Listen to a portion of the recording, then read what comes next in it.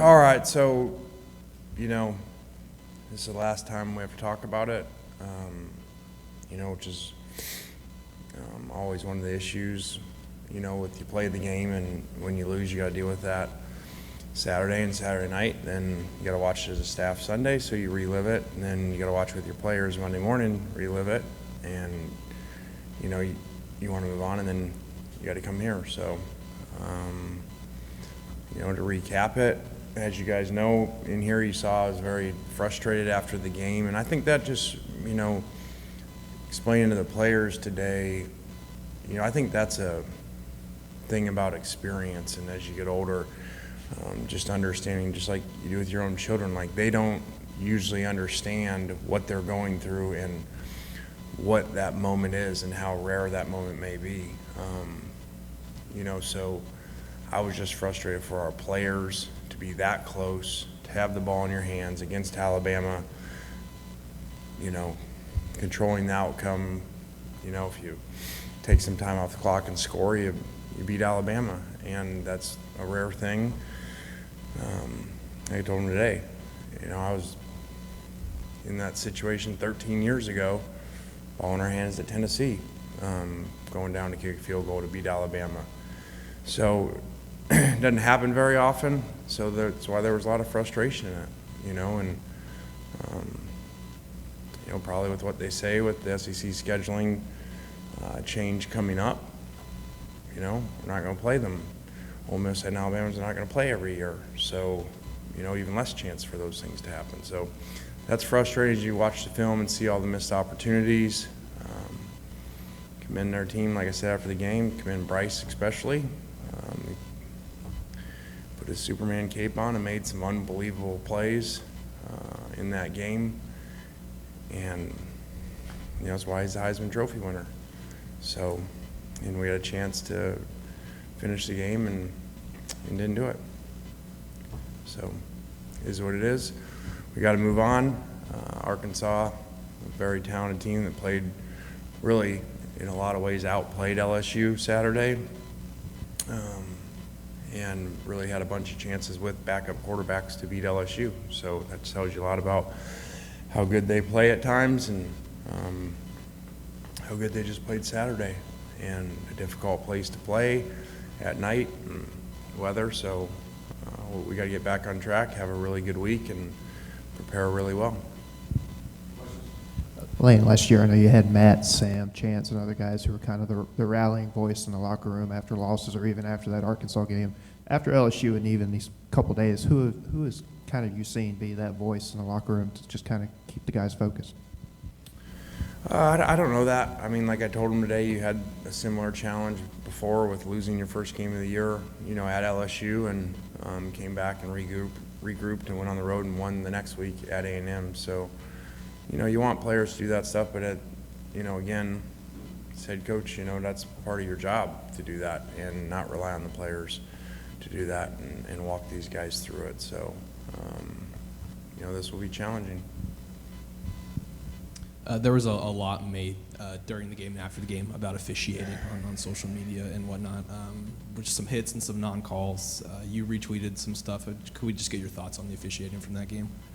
Yeah, you probably missed me by a day. I probably would have said a lot of different things, but like I said, I've put the game behind us. We can't go back and win the game by calling a different play, changing something. So it is what it is. Obviously the Jackson part and after the whistle stuff, is disappointing. Talked to his mom, just kind of apologize even though it's out of our control. So, like she mentioned, it's just a shame her son gets treated different based off what SEC program that he's at on game day and protected different. So, is what it is, and we move on. I suspect you won't answer And this. let's make sure that quote was right. Like she said, not me. I really don't want to get fined today.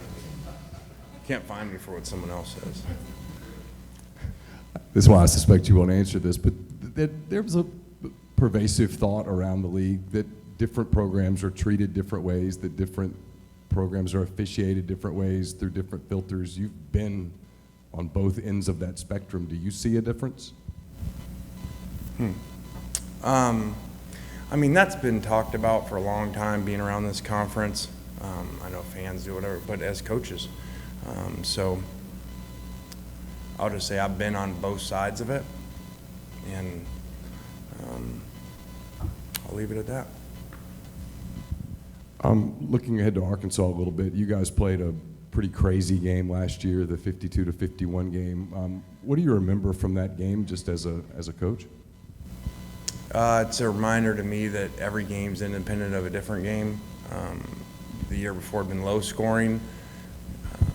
You know, we really struggled against that defense and would not have predicted a high scoring game, 100 points between the two. So every game's different, every week's different, and that's just a really good reminder. You know, just like you can go into a game and look at LSU and Arkansas, and most people would have said, okay, well, that's probably going to be lopsided based off of what had happened the week before, Liberty versus Alabama outcomes. So it just shows you every week's different and every game's different. Hey, Coach. So what impresses you most about this Arkansas team? I think how hard they play, especially answering the call after, you know, the Liberty game to come back versus LSU, early kick, and to play as hard as they did, force 7 sacks, and play really well up front, you know, says a lot. You mentioned just how emotional that game on Saturday was.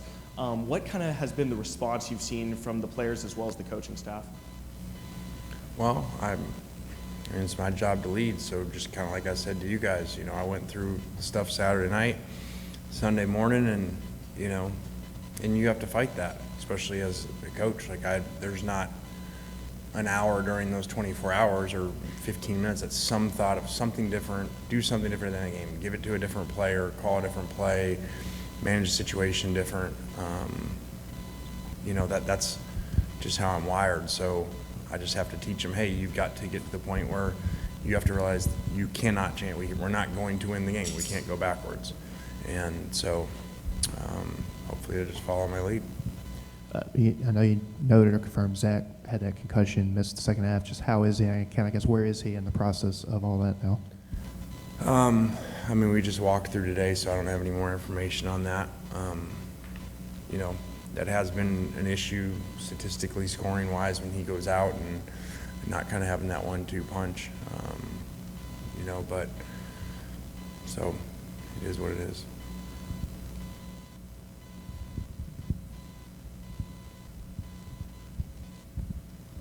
I guess just kind of going big picture for a second.